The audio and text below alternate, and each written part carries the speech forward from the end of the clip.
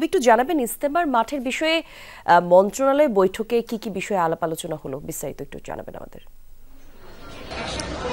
সকালে সাতপন্থীদের সঙ্গে স্বরাষ্ট্র মন্ত্রণালয়, আইন শৃঙ্খলা বাহিনী, অন্যান্য মন্ত্রণালয়ের উপদেষ্টারা বৈঠক করেছেন ঘণ্টাখানেকেরও বেশি।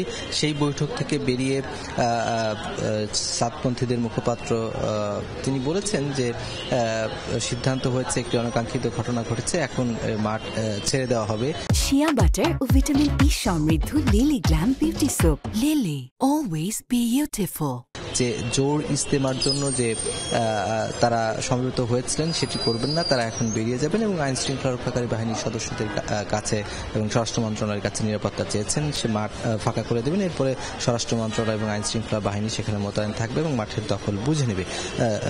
একটি বিষয় উল্লেখ করার মতো, 31 থেকে 2 জানুয়ারি এবং এর পরবর্তীতে দ্বিতীয় ধাপের জন্য কিন্তু ইজতেমা নির্ধারিত আছে, কিন্তু সাতপন্থী অথবা জুবাইরপন্থী কোন গ্রুপ আগে ইজতেমায় অংশ নেবে সেটি নির্ধারণ করার জন্য কিন্তু আজকে বৈঠক হওয়ার কথা ছিল, কিন্তু সেটি না হয়ে আজকে গতকালকে যে সহিংসতার ঘটনা ঘটেছে, প্রাণহানির ঘটনা ঘটেছে, সেটির প্রেক্ষিতে কিন্তু আজকে এই মিটিং এ আলোচনা হচ্ছে।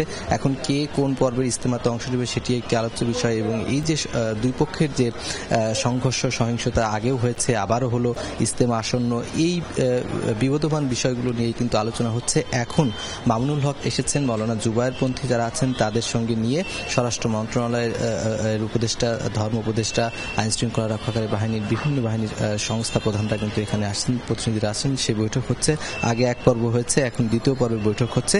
এরপরে স্বরাষ্ট্র উপদেষ্টা কথা বলবেন এবং জুবায়েরপন্থীরাও কথা বলবেন, তারপরে বোঝা যাবে ইজতেমার কোন পর্বে কারা অংশ নেবে এবং সার্বিক নিরাপত্তা ব্যবস্থা কি হবে, মামলা হবে কিনা, সে বিষয়গুলো নিয়েও কিন্তু আসলে কথা হবে। বলি, ধন্যবাদ আপনাকে নুনবি।